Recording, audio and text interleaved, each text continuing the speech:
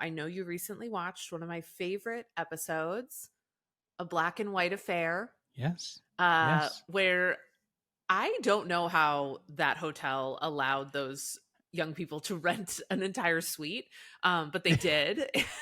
And so I would love to just get your some of it. And I know we have a lot of crossover here because I know I have a lot of Laguna Beach fans on here. What are some of your first impressions of Laguna Beach? It's interesting, especially hearing it bounced off of Kate, who has the nostalgia for it, right? So I can understand a lot of the reasoning and love for the show. But for me, it is like Lauren LC, as I know her, is really boring and is not a star at this point. I know she goes on to do very big things, but it's Kristen who's like the star of this show. She like knows they're making something. I hate Steven. I don't like Dieter.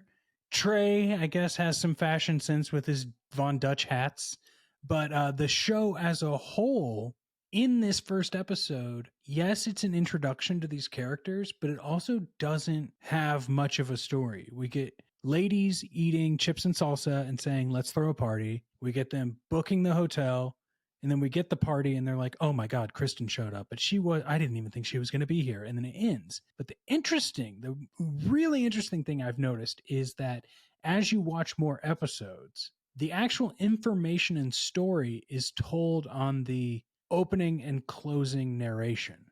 So, like previously on, like, Kristen really thought she had it over on me, but she didn't because I know she's just going to go back to Steven. And I was like, where was that in the episode? Right. Like, I didn't see that.